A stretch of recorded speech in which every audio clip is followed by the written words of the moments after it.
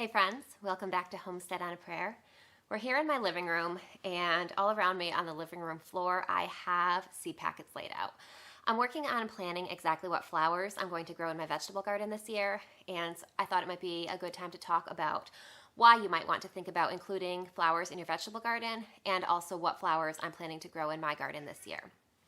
So, it can be really tempting when you're planning a vegetable garden to try, especially if you're on limited space like I am, to try to cram as many vegetables into that space as possible, and not even really to think about flowers. Flowers are kind of an afterthought or a luxury, and not really something that you may necessarily think about including in your vegetable garden. Now, as I mentioned, I am on limited space, but even with that, I do make a point to always include some flowers in my vegetable garden every year along with my vegetables, and there are a few reasons why I like to do that. One is just because it's beautiful. I mean, flowers, they come in so many different varieties. They are really beautiful. So I realize that's not necessarily a very practical reason, but it does make your garden really, I find, at least in my experience, it makes it a more special place. It makes it more somewhere that I really want to be. And I find that if the garden is somewhere I want to be, I'm not going to be viewing it as much as a chore. I'm going to be viewing it more as something that I really enjoy, something that I'm doing just to feed my whole self and not just to feed my body. So, I just enjoy the feeling of having flowers.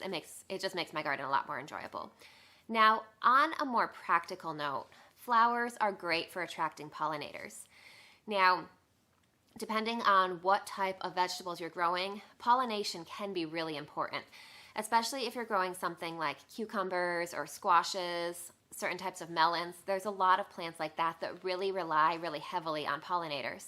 And if you don't have pollinators in your garden, you may end up with, a lower harvest, or in some cases maybe not even a harvest at all.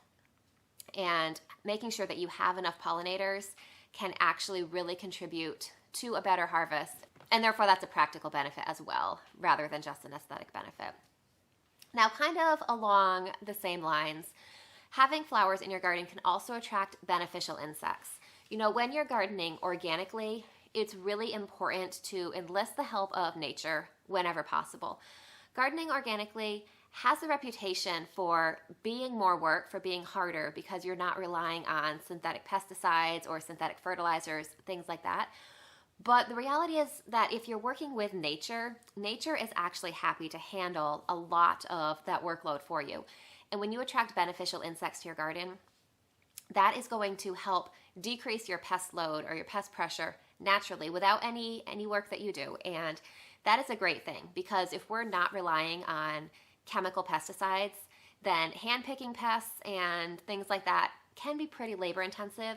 So if we can attract bugs to our garden, insects that are going to be preying on some of those pests, then that is definitely something that, at least in my garden, that's definitely something that I want to encourage. Now, planting flowers in your garden really contributes to the biodiversity of your garden, and this is true of any plants that you interplant together. When you think of commercial agriculture and you think of just fields and fields of the same crop, you drive by those fields. In my area, I see fields of corn where there'll just be fields and fields of corn, nothing else there.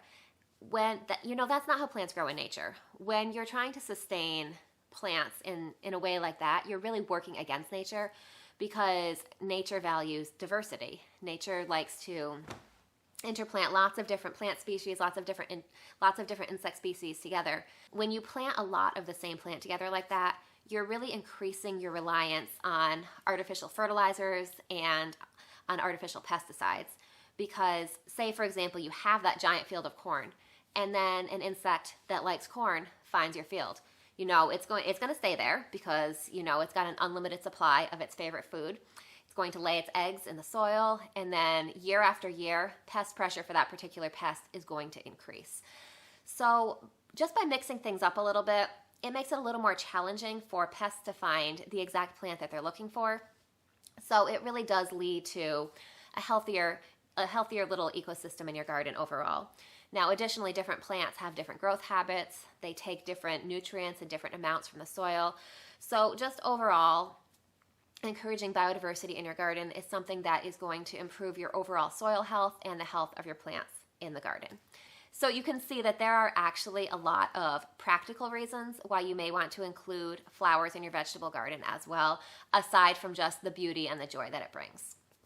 Now, there are some specific types of flowers that I will always include in my vegetable garden. So as I said, I've got my seeds laid out here. I just want to share with you what flowers I'm planning to grow in my garden this year, and in some cases I'll share why I'm choosing those particular flowers. So the first type of flower that I want to mention is alyssum. I really love alyssum for the vegetable garden. You can see I have both the white variety and the purple variety here. I like to grow both of these just because it's beautiful to have variety. Now, I really love alyssum. Alyssum is a really low growing plant. It kind of forms like a little mini carpet or a little ground cover in your garden.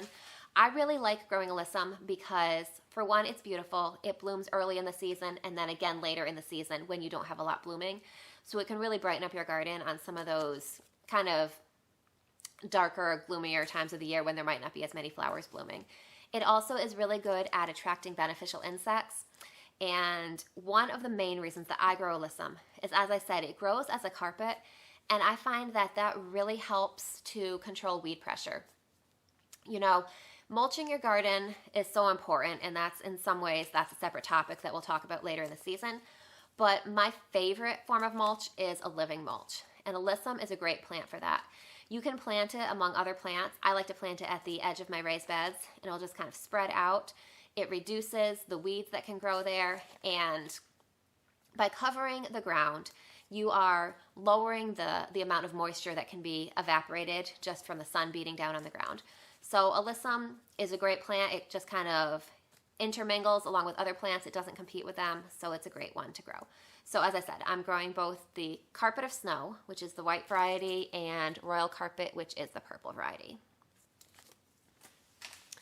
The next flower that I'm growing in my garden is borage. I know this doesn't have a picture on it, but it's got big sort of fuzzy leaves and little tiny blue star-shaped flowers.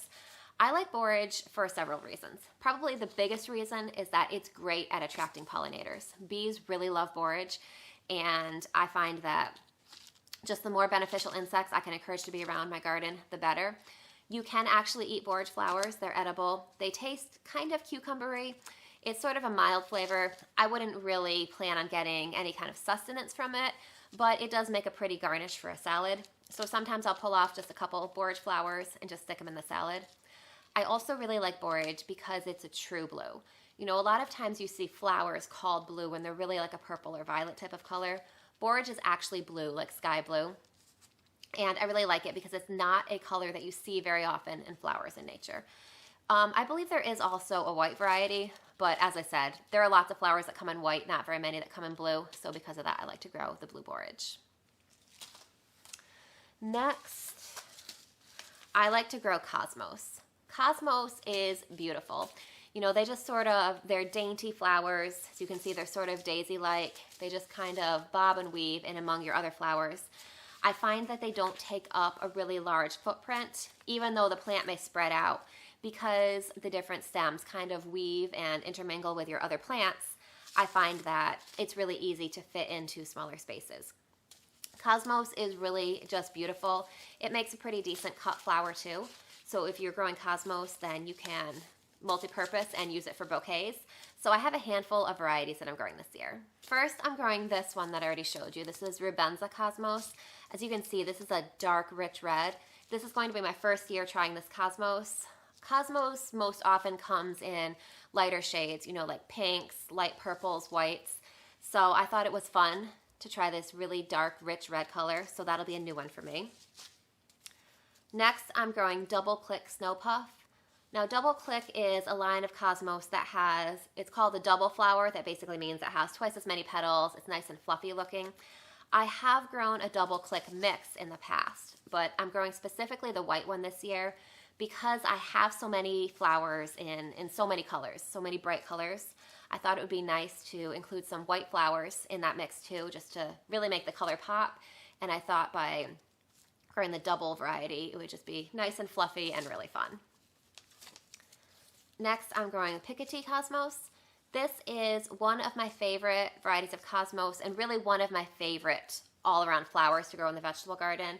You can see it's really a white flower with purple edges and purple streaks. It's really beautiful. In my experience, it's been really reliable. It just really brightens up the garden. I grew a lot of these plants last year and we did really enjoy having them in the garden. So I'll probably grow that one every year. Next, I'm growing the Apricota Cosmos, and this one looks really beautiful. I did try growing this one last year, but I had a little bit of trouble with germination. I started some of my plants a little bit late in the season and they just didn't do that well. So I'm trying it again this year, and hopefully this year it will be successful, but it really does look beautiful. You know, it's that pretty pink with just a little bit of kind of an apricot streak. Now finally, or at least finally in my pile, I may end up adding more varieties to this list after, but I have the Apricot Lemonade Cosmos. This one I like because it's a really unique color for Cosmos. You can see it's sort of a peachy orange or peachy yellow color with pink centers, or pink surrounding the yellow center. I really like this one.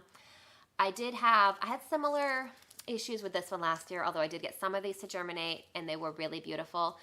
So I really enjoyed them. I'm looking forward to growing those again this year. Now, I think I'm kind of half going in alphabetical order, somewhat alphabetical order, although that's not intentional. That just happened to be how I had this laid out. Now, when you think of flowers in the vegetable garden, probably what comes to mind first is marigolds. Marigolds are a classic vegetable garden flower. They're really beautiful. Now, a lot of people say that marigolds are really good at repelling some harmful types of nematodes that live in the soil. I haven't really noticed them repelling pests or anything like that, but they are really beautiful, so I do grow them. I'm growing the Lemon Gem Marigold, which is a little bit different than kind of the classic puffy marigold. This one has lots of really small yellow flowers. I did grow this one last year. I've grown it for the past couple years and I've really enjoyed it. It's really pretty, so I'll be growing that again this year. And also the Safari Red Marigold. I don't think I've grown this exact variety before, although I did purchase a 6-pack of marigold seedlings from my local nursery, which looked really similar to the picture of this, so it's possible that I grew this just as sorted plants. So this one's a low-growing marigold with smaller flowers, but they're a little bit more that classic marigold puff, just red tone flowers. It looked really pretty, so I'm excited to try some of that this year. Next, we'll talk about nasturtiums, and as you can see from the size of this stack here, nasturtiums are one of my favorite flowers to grow in the vegetable garden. I love nasturtiums because they're just beautiful. They, depending on what type you are growing, they either turn into a nice rounded mound or they can trail and be really long, almost kind of a vining plant. They're really beautiful. They come in lots of really bright colors. They are edible too. You know, they kind of have a surprising kick for a flower. They're kind of zippy and spicy, and I guess not exactly a horseradish type flavor, but a lot of people describe them that way or describe them as peppery. They're a really fun addition to a salad, and I really enjoy them. So one of the classic nasturtiums that you'll find is the Jewel Mix. You can see this one includes a variety of different colors, red, orange, yellow, and I think there are other colors included in this mix as well. So this is kind of the classic nasturtium mix. If you're only going to grow one nasturtium, this is a great choice. But you know, I am not only going to grow one nasturtium. I have lots of choices here. I also have the Tall Climbing Mix. Now the first one that I showed you, the Jewel Mix, that's one of like the smaller plants. It's kind of mounded and round. This is the Tall Climbing Mix, and this one will get tall or long depending on how you grow it. This is a trailing variety. I grew some of these last year and the edges of my raised beds, and I really liked them. They spilled out over the raised beds and they trailed along the path. They were really beautiful, and I was really surprised by how long some of them got. Now, you definitely want to make sure that you have the space for these if you want to grow them, because they do take up space, but I definitely think they're worth growing if you have the space for them. Next, I'm trying Phoenix, which I believe is another mix. So, or at least it has variation in the flowers. This one I believe is a semi-trailing variety. And you can see it has really unique petal shapes. Almost kind of looks like flames, which is probably why it's called Phoenix. So I'm really excited to grow this one. It just looks really pretty. Next, I have the Tip Top Pink Blush. Now you could see with the other nasturtium mixes that I showed you, they had those really vibrant, really bold colors. This one's really different. It's sort of an understated soft color, almost antique looking. So I haven't grown this one before, but I'm really excited to try it because it just looks really pretty. Next is the Alaska Red Shades Nasturtium. You can see this one's a deep, rich, almost mahogany color. And what I really like about this one and all of the Alaska nasturtiums is that the leaves are variegated. So even when it's not blooming, it's a beautiful plant. I grew this one last year in the garden for the first time, and I really enjoyed it. This is a mounded variety, and just those little mounds of the green leaves with the white streaks were really pretty. And then when it bloomed, it's even more beautiful with those really deep red flowers. So I'm excited to grow that one again this year. And then kind of in that same vein, this year I'm growing the Tip Top Alaska Salmon Nasturtium. This one is another Alaska nasturtium, so you can see it's got those same variegated leaves. And this one has kind of a soft apricot color. That one's really pretty. I have kind of noticed a theme in my garden. I was drawn to a lot of flowers of this like apricot salmon color this year. So, you know, I have plenty of other colors too, but I think that's going to be a really pretty theme in my garden this year. Next, I have Orchid Flame. This is another new one that I haven't tried before, but it just looked really beautiful. So I'm excited to try this nasturtium. And finally, the Cherry Rose Jewel Nasturtium. So you can see these blooms are a little bit fluffy. I think this is a double or a semi-double flower. And it's that really pretty, like deep, rich rose pink color. So I have grown these before, and I'm really excited to grow them again. Now, I do want to mention poppies as well. I am attempting to grow these this year. I have had really mixed success with poppies. Some years I plant the seeds. Poppies tend to prefer to be direct sown, and they like to be sown very early in the season. So I like to sow them outside while it's still really cool. I have not always had success with poppies. Last year I tried to grow them and they didn't germinate in my garden. I think I got maybe 2 plants. But then in the past, some years they have germinated and they've been abundant and beautiful. So I have already sown some seeds for these outside. I'm also experimenting with winter sowing some poppies. As I said, I think they prefer to be direct sown, but I did plant some in some milk jugs out on my deck, and they have germinated. So I'm going to attempt to transplant those to my garden at some point fairly soon before it gets too warm. Hopefully they transplant okay. I'll definitely keep you updated about that. But I am attempting to grow these this year. These are really big and beautiful. They are really good at attracting pollinators. If you get the bread seed variety, you can also save the seeds and use them in cooking as poppy seeds, which I think I'll have to look. I'm not sure if either of these are. I think this one may be, but don't hold me to that because I'm not 100% sure. There are a handful of bread seed varieties, and as I said, you can save the seeds for baking. So I'm trying Lauren's Grape, which is this beautiful soft purple color. And I'm also doing the Mother of Pearl Mix, which is a variety of different colors and looks really beautiful. So I'm hoping that it will be a good poppy year this year. Oh, I have heard, actually, that you shouldn't plant poppies with your brassica plants. I've heard that poppies inhibit the growth of brassica plants. So I have no idea if that's true or not. I've never tried to grow them with my brassicas. But if you have any experience with that, whether they have hurt your brassicas or not, I would love to hear if you have any actual experience with that.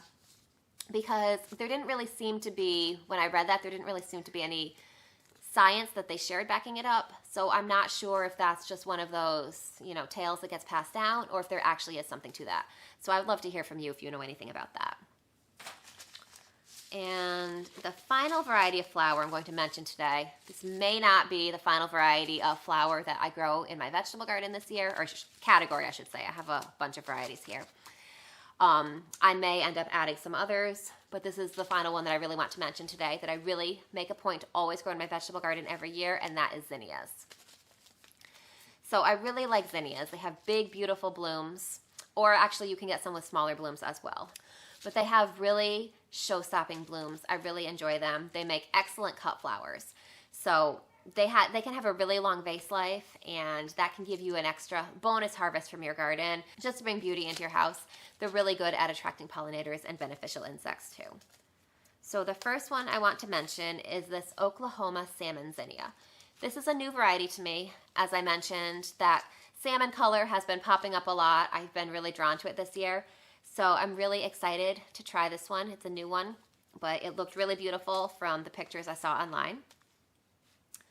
Next, I have this one, Mazurkia. I'm not sure if I've pronounced that correctly, but it looked really pretty. It's this nice, deep, rich pink with the white tips. That looks really pretty, so I'm excited to try that one. Next is the Benares giant wine zinnia. I grew this in my garden last year for the first time, and it was beautiful. It was one of my favorite things in the garden. The flowers were huge, they were abundant, they were this beautiful, deep, rich, like raspberry red wine color. I really enjoyed them, so I'm definitely going to be growing that again this year. Next is the Queen Red Lime Zinnia. This one is a really beautiful zinnia. You know, there's the whole Queen Lime series. It comes in a variety of colors, and they have this really pretty, soft, kind of vintage, antique-y tone to them. They all have a lime green tone, but it's kind of overlaid over another color, in this case red. I think it also comes in orange and yellow. I think you can get just plain lime, which is just a really bright green.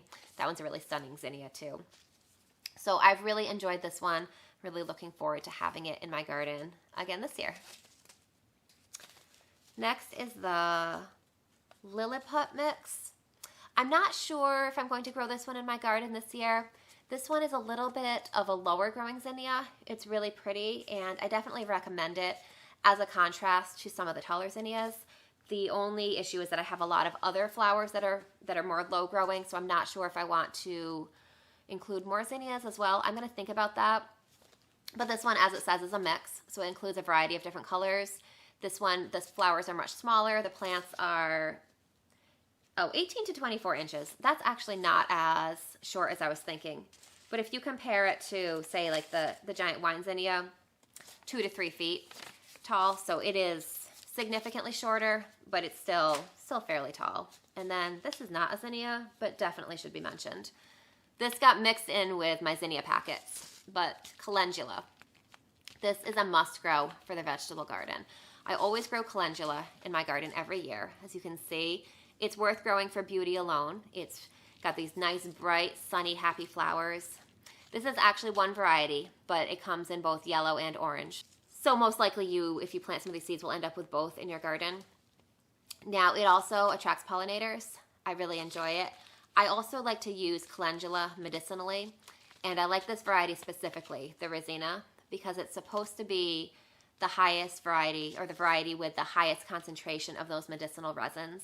So I do harvest the flowers for medicinal use. We dry them, and then at the end of the season, I can either use them in salves, which are really good for skincare. I also find that calendula is really great for supporting your lymph system. You know, when you are just coming down with something and you get those swollen glands in your neck, your lymph nodes kind of get clogged. This is really good at supporting your body with lymphatic drainage. So I really love it for those two purposes. And it's really helpful in the vegetable garden as well, even if you don't harvest it. Okay, back to zinnias. I've got two more here. One is the pink Senorita zinnia. No, this one doesn't have a picture, but it's kind of that same, it's pink, but with a little bit of an orange tone to it. So it's sort of that salmon kind of orangey peach color. I really like it, and it's got kind of spiky petals. The petals are a little bit curled, so it almost looks kind of cactusy. So I really enjoyed this one last year. I am not 100% sure if I'm going to grow it this year, just because I have so many varieties. I have some new ones I want to try, but I may grow it this year, and whether or not I grow it, I do still like it. If I don't grow it this year, I'm sure I'll be growing it again next year. Finally, for zinnias this year, I have this exquisite zinnia, which, I mean, it really is an exquisite color. It's beautiful shade of nice, rich pink. I haven't grown this variety before, so I'm really excited to try it. It looks really beautiful. It says 2 to 4 feet tall with massive 4 to 5 inch double petaled blooms. So, I mean, it sounds stunning. So that is what I have planned for my vegetable garden flowers this year. I'm sure if you come back for my garden tours this season, you will probably see more flowers than what I've shown you today, but that's what I'm starting with. I'm going to be starting my seeds for most of these indoors in the next week or so. So I thought it was a good time to talk about these flowers and share with you what I'm planning to grow in the garden this year. Now, some of these can be direct sown as well. I have actually already popped a couple calendula seeds out in the garden. I know I mentioned I had put some poppy seeds out there. Nasturtiums do pretty well direct sown, and so do zinnias. And, alyssum too, for that matter. So really, probably everything on the list that I've shown you can also be direct sown. I'm going to do a mix this year in my garden. I'm going to direct sow some in the garden, and I'm going to start some early. We can kind of compare and see how the different varieties do direct sown versus started early. So thank you so much for hanging out with me today. I would love to hear from you. What are your favorite flowers to grow in the vegetable garden? And if you have any specific varieties that I haven't mentioned here, I would love to hear from you on those too. So I hope you're having a great day. I hope that you are planning to have both a productive and a beautiful garden this year. Can't wait to see you soon. I'll see you next time.